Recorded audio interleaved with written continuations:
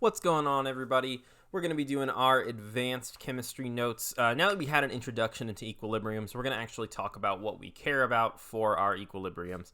I decided I talk with my hands too much, that it's really missing out if I don't record the video. So you can probably see down here in this little box right here, I got my face. So I don't know if that'll help, but I do motion with my hands and talk with my hands enough that I might need to point out something. So we're gonna do the notes with this. Let me get my pointer going again, and we're gonna talk about the equilibrium constant. Now, the first type of equilibrium that we care about the least is going to be physical equilibriums. They are important, and they do tell you a lot, and they're used for kind of a whole different section of chemistry that we're not really worried about right now. But the best examples of them are like boiling points and freezing points. So 0 degrees Celsius we think of as the freezing point of water. But technically, if you go below 0, you're going to freeze something. Anything above 0, you're going to be having a liquid water, if we're talking about water. That means that 0 is kind of like the gateway, that if it's ice and it hits 0, it will start melting. But if it's water and if it hits 0, it's going to start freezing. So that means that there will be an equilibrium, or there will be an equal exchange at exactly 0 degrees Celsius. Now that actually also assumes I think 25 degrees Celsius is the temperature that you would assume for that. But we're not worried about that level of caring right now. So you would have solid water and liquid water existing in equilibrium. Now you might notice this little arrow here, and we're actually going to talk about that on this slide. That arrow is a reversible reaction arrow. You, again, probably noticed it in the earlier reaction, but notice it's kind of got one barb. It's got one side of the arrow instead of both sides of the arrow, but there's one going forward and one going backwards. In real life, most chemical reactions can actually go either direction. Now, to be clear, though, just because most of them can do that does not mean they will all do that. So usually it will be a lot more. You can actually represent how much it will go a certain direction by drawing one of these arrows bigger. Usually whatever reaction you're dealing with probably goes more towards products, or you're doing something to make it go more towards products. But most reactions can go forwards and backwards. There are exceptions, like burning a log. You can't unburn a log and capture that CO2 and turn it back into a log. When you blow up TNT, you can't gather all the pieces of TNT and reform it. I mean, I guess you could if you put enough work into it, but those are really the types we're talking about. Those are not reversible reactions. The other example that you might have learned about are things like strong acids and strong bases. They will just ionize completely. You cannot go back and form them once they've ionized. But a lot of the reactions you've done in class fall into this category. Most double replacement reactions would fall into this category, as long as they are their net ionic equations were blank. As long as there were only things that were aqueous in solution, then you would have a truly reversible reaction. Ones that have solid, obviously, when they form the solid, that's going to leave the reaction site, and so it's probably going to go more towards one direction. But it's still probably reversible. It just depends on the exact compound. But this is the arrow we're going to be using for pretty much this entire chapter now. So chemical equilibriums, instead of just involving a physical change, like our water example, like freezing, boiling, etc., chemical equilibriums involve a substance changing identity. And I forgot to do the definition version of this. But chemical equilibrium is when the rates of the forward and reverse reactions are equal and the concentrations of reactants and products remains constant. That doesn't mean all of the reactants have gone away. That doesn't mean you're left with only products. It just means that the rates of the reaction going have stopped. They have hit the point where they are no longer going to change. We're going to look at this reaction in more detail in some of the later slides. But for example, here's one. We've got N2O4, that's a gas, breaking down reversibly into NO2, nitrogen dioxide, and this is dinitrogen tetroxide. So both of them are gases, but the N2O4 will spontaneously break apart into NO2, two separate NO2s over here. And that NO2 also has a chance to form back together and make an N2O4. So as the reaction progresses, N2O4s are forming NO2s, and then NO2s are going back and forming N2O4s, but one of those rates is going to go faster, most likely. And then eventually they will equal out, and they will hit a certain equilibrium point where the exact change of N2O4 to NO2 and NO2 to N2O4 is a perfect cycle, which is kind of why this arrow, even though it's flat, you could almost make this look like a circle, that it's kind of looping around and circling around and forming both of these pieces here. Of course, this is chemistry, so instead of just knowing that, we actually want to quantify that change and put a number. So let's just say, for example, we just tested some stuff. We did 2 samples that have different amounts of substances. We have, this one starts with only NO2, this one starts with N2O4, this one starts with some of both. And we're just going to check and see what happens. Well, in this one, our NO2 drops, and we end up with this amount. Our N2O4 goes up and up and up and up, and we end up with this amount. Okay, N2O4, here it drops, and then our NO2 increases. But in this one, our N2O4 is still going to be on top. And this one, our NO2 is still on bottom. Same thing over here. Our N2O4 is on top, our NO2 is on bottom. So what that tells us is probably that N2O4 is more commonly made, because you're going to end up, well, not more commonly made. I don't want to get ahead of myself, actually. Just pretend I didn't say that. We'll talk about that later on. But basically, you should always end up with more N2O4 than you'll end up with NO2. It doesn't matter how much you start with. So your next response might be, okay, well, this doesn't also seem to be like an even distance from each other. So how can we quantify this? So a couple of key features from that. Number one, the rate slows as we approach equilibrium. So notice it flattens off before we hit our equilibrium points, where they are no longer changing. That's kind of what I was talking about with like the tea, where whenever you have sweet tea, it'll get harder and harder to dissolve more and more sugar. The exact amount of time to hit equilibrium differed. So in this one, even though the graphs are kind of equalizing out, like notice that there's like the amount of time does not necessarily, I guess these graphs make it look like they're all exactly the same. But there's no guarantee how long it's going to take for the reaction to happen. And they don't level off the same region. Our N2O4 is at 3 different levels, and our NO2 is at 3 different levels by the end of it. So maybe we can try to relate them to each other. And remember, these are concentrations back here, and then this is time down here. So we could try to maybe take our concentrations that we've got and relate them to each other. So your first instinct might be just, okay, well, what's the ratio of one to the other? So let's do a ratio of N2O4 to NO2. So we've got our initial concentrations and then our equilibrium concentrations.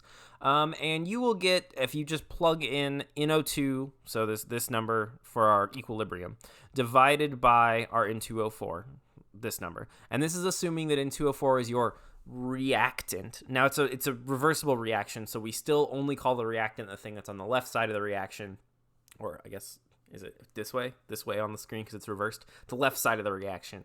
And then it'll move to the right side of the reaction. Right side of the reaction has products.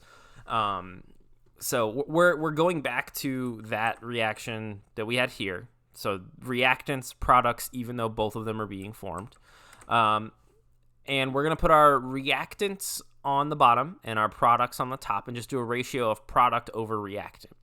And we get these numbers. Now, we've got 2 0.08s right here, and 0.09 is kind of close to 0.08, but then we've got like 0.2 and a 0.1.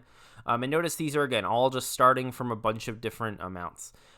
So that's not really helpful. Let's go back to the equation then. Actually, I might just have it on the next slide. That would be smart of me. Okay, yeah, we'll come back here and we'll talk about it. So what else do you see in this equation? Well, we've got N2O4, we've got NO2, but NO2, there is a 2 here. There's a coefficient out front of that NO2s, because when this splits apart, you're going to make 2 of them. So your instincts might say, okay, well, can we just multiply it by 2? And no, that will not fix it. You can't multiply it by 2. However, if we do a different mathematical operation, if we square it because there's a 2 out front, we actually end up with, they're not exactly the same, but we end up with 4.65, 4.66, 4.60, 4.60, 4.63, all times 10 to the negative 3. And that is way closer than these like kind of random numbers that we got here. So it would seem that there is a relationship not just between reactants and products, but also to the coefficients of those reactants and products. You could also say that this N2O4 is being taken to the first power.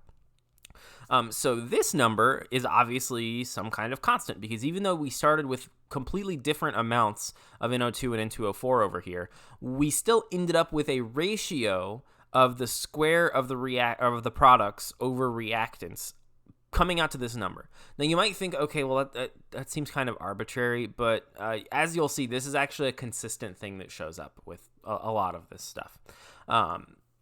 So this number, this value, I'm about to sneeze, I think. Sorry about that. This value is the equilibrium constant, or KEQ, K being constant, EQ being equilibrium. I believe your textbook, if you're wanting to go back and look through the textbook and try to get more information, I think the textbook says that it's KC. I don't know why that is. I remember learning it as KEQ. Maybe I'm just wrong and I'm accidentally confusing it, and we'll have a different KEQ later on. It seems like something that I would do is end up lying to you and making you learn something incorrect. But I'm going to call it KEQ because that's what I remember learning. So this value, 4.65 or 4. We can round it to like 4.64 probably is what the average close to the average of this would be. That 4.64 times 10 to the negative 3 is the equilibrium constant of our reaction of N2O4 splitting into two NO2s. That is the ratio between the two of them that it will, no matter what amount of stuff you start with on this side, they will level off to form that ratio with whatever they had to begin with. That will be what they make. So the actual definition, and underlining that apparently screwed up a little, the equilibrium constant for a reversible reaction at equilibrium and a constant temperature is important, there shall be a certain ratio of reactant and product concentrations that shall hold a constant value. That value is the equilibrium constant. Or in plain English, there's a ratio of reactants to products that each reversible reaction will eventually reach, dictated by a constant KEQ. Now, the general form of this, our lowercase letters represent coefficients that would be out front of it, and then our uppercase letters represent any compound element substance that you're working with in this case. So to find your KEQ,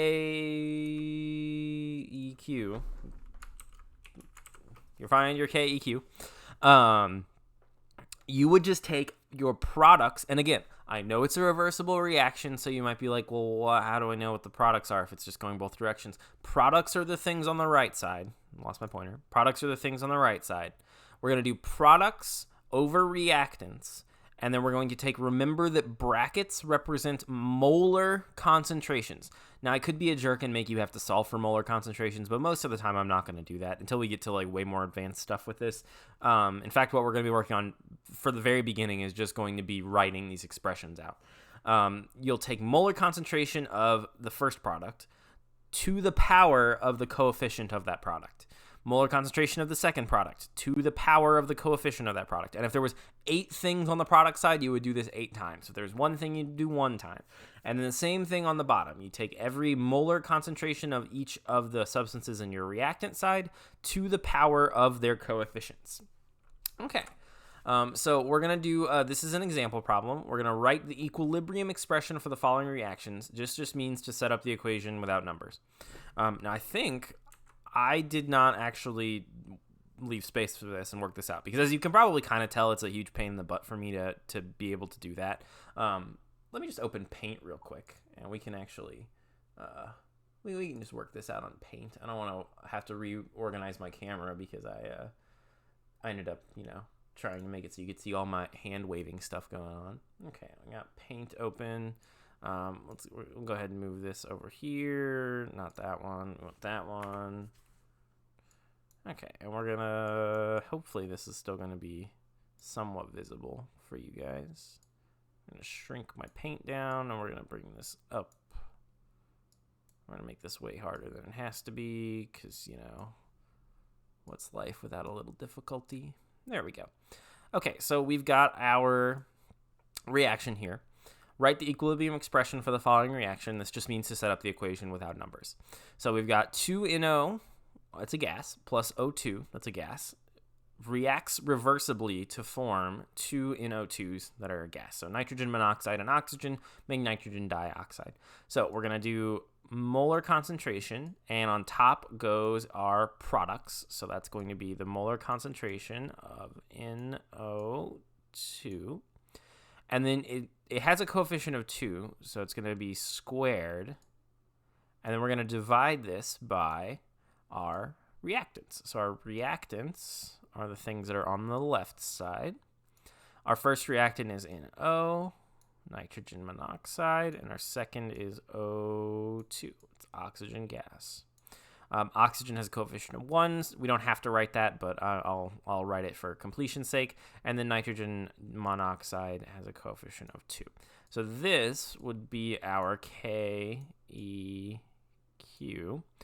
I've looked into, by the way, buying one of those like writing pads so I can do this a little more efficiently, but I think this is clear enough, and I'm not going to do this nearly enough to justify it right now. But this would be the equilibrium expression. Like it says right up here, the equilibrium expression would just be not filling in any numbers or doing anything like that, just writing out, if we knew this concentration, we would square it, divided by these concentrations with this first piece being squared. That is all you would have to do to find your equilibrium expression. For the most part.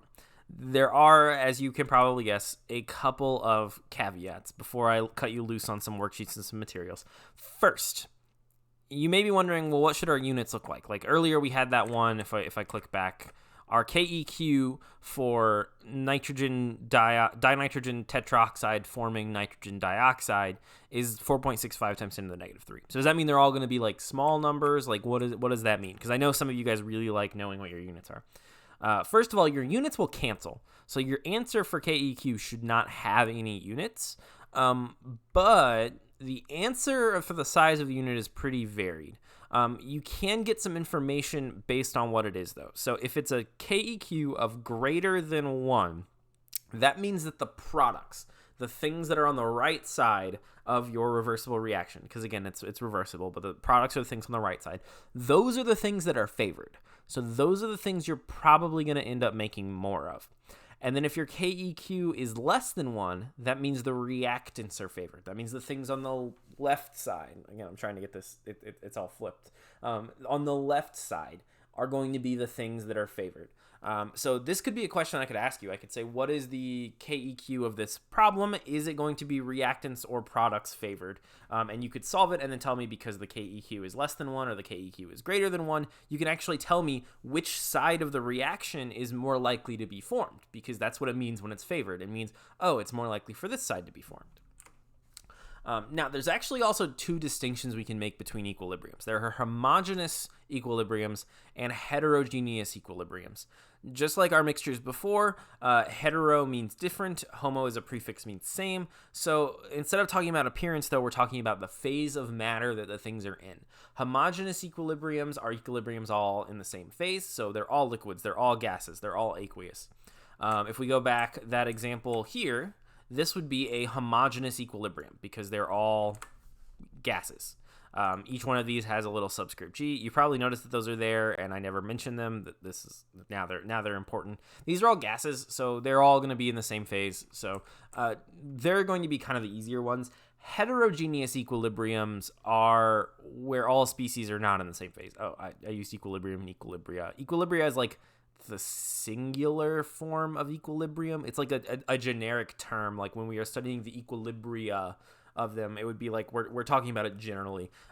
You don't have to know the difference between them now. Don't be confused by dumb science words like that. Homogeneous equilibria just work out like our general examples. For heterogeneous equilibria, however, sometimes you can ignore pieces. So we're going to look at two examples here. I think I accidentally only put one in the notes, though. I'm starting to be paranoid here. I think I learned how to pause my recording, so we might end up pausing that recording to try to fix that, and if that doesn't work, you'll get to awkwardly watch me add a slide. So we'll see what happens. We're going to look at two examples, though, of heterogeneous equilibria to see if we can figure out why there could be some weirdness.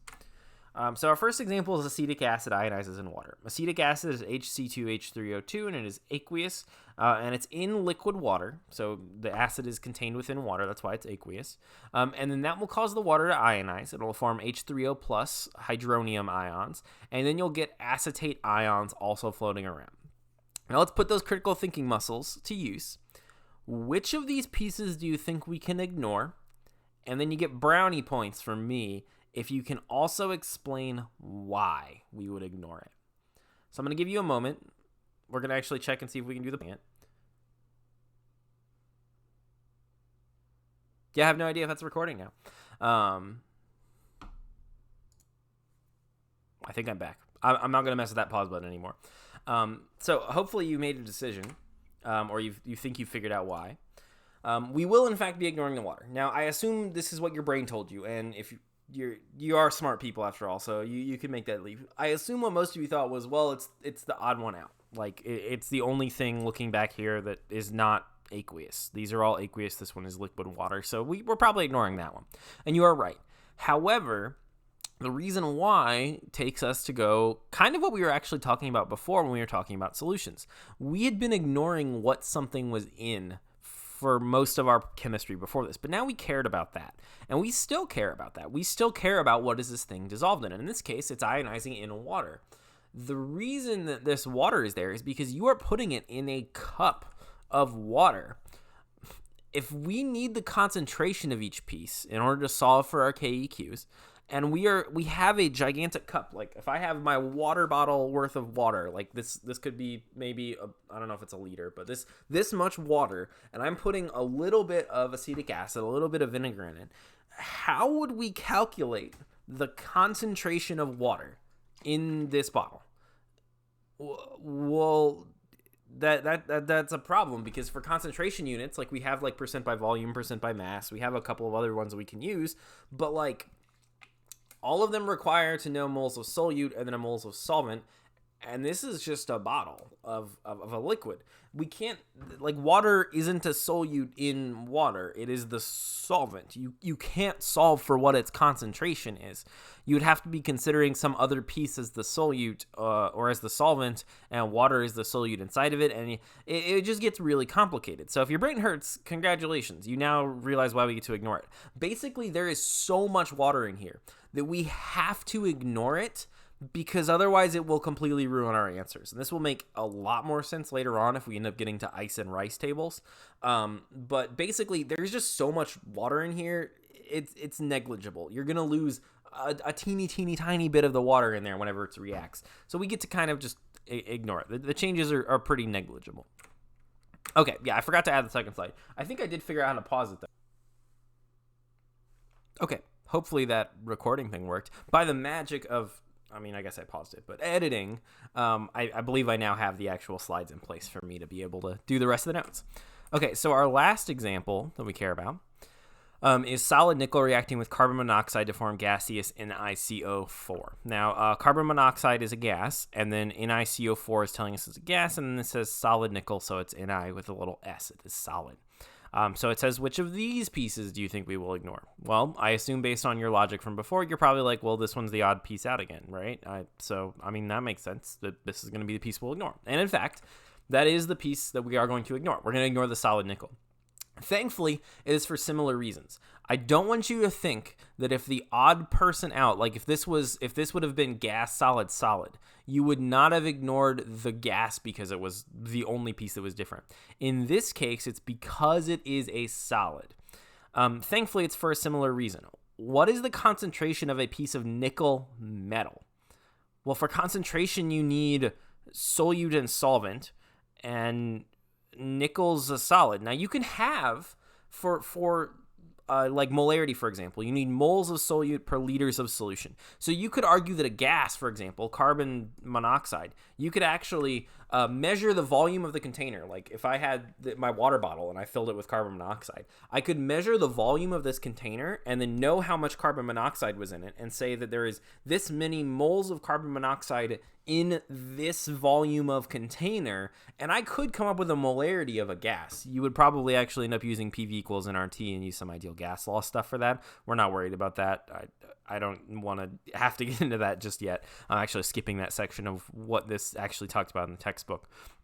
But solids, because they're just made of atoms all clumped together, the more of a solid you have, it's just going to take up the same amount of space, and in that amount of space is going to have the same number of atoms, because the density of a solid is not going to change based on the container that it's in, the temperature, the pressure, anything like that. I mean, it will vary slightly on the temperature, but gases can expand to fill their containers, and solutions or particles that are aqueous can bounce around and can expand out and fill in the entire container that they're in. But if you drop a chunk of nickel in there, it's just going to float to the bottom. It's not going to do anything. So gases and aqueous things are usually what we're actually going to be caring about. Basically, you can ignore solvents unless you're at an absurdly high concentration. We will talk about when we get to our some of the calculations we'll do when you can't do that. For the most part now, we're just going to ignore if you make or end up as a reactant use up some of the solid or some of the solvent, you can ignore them. And then liquids and solvents solids and solvents being the same thing is a little hard to talk about. But liquids and solids are the two things that you get to ignore when you are doing equilibrium expressions. Now, technically, I'm not going to, or I'm going to actively try to do that. But if you had a homogeneous equilibrium between liquids, or between solids, which I don't even think that's possible. But if you had that exist, in theory, you would count them all because it's a homogeneous equilibrium. But in the case of these types of reactions, this solid is ignored from the conversation. It is not actually really actively participating in the change in concentrations. It's just a piece of metal sitting at the bottom of the container that will get used up as needed, but it's not going to directly affect what's going on. So you get to ignore them. Now, I think I have prepared in my infinite wisdom of pausing it. This means we can actually write out what our equilibrium expressions would be for each one of these. So I believe I just need to get this across, and we're going to hit this button, and ba-boom. Now we're going to go ahead and say, okay, for our first one, we're going to ignore water, and we're going to do products over reactants. So we're going to do our big line. We're going to do over here, we've got H3O plus. So our concentration of H3O plus. I'm not going to put the 1 this time because I'm just not going to. But there is a prefix of a coefficient of 1 out there, and then we've got our C2H3O2. I know that O is huge, but I'm trying to do this with a mouse and it's not ideal. So we got that, and then at the bottom, water is ignored for the equilibrium expression. So we're just going to have HC2H3O2. And if you had to actually solve this out, you would ignore the concentration of water because, again, that's not really a thing we can actually solve for. So this would be the equilibrium expression of this reaction of acetic acid ionizing inside of water. Now, if I clear this, or if I use the eraser because I still never actually found the new button on there, plus you can, we can take this as a nice reflective exercise of just erasing things slowly. We can jump to our other example here. And in this example, we're still going to have, we want I don't remember what I used this last time. We're going to use a pen, I think. Yeah, ooh, that's neat.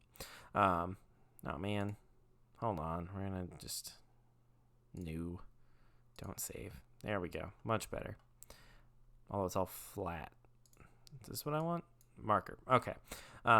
So we've got our line. This time we're going to put our, again, products on the top. So that's going to be our concentration of Ni parentheses CO close parentheses 4. Then we'll put our bracket. Man, that is horrible. I apologize for how horrible I am at this.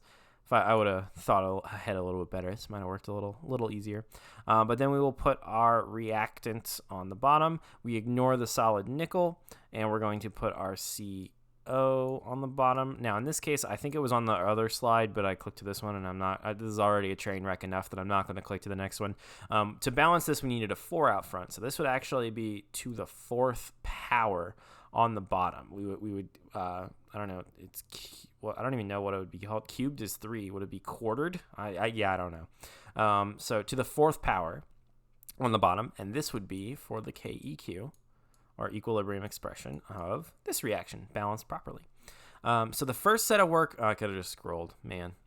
So this will be the first kind of example stuff we're going to do. I'll send out some problems for you to do where all you're going to have to do is just write the expressions out. You're not going to actually have to do it.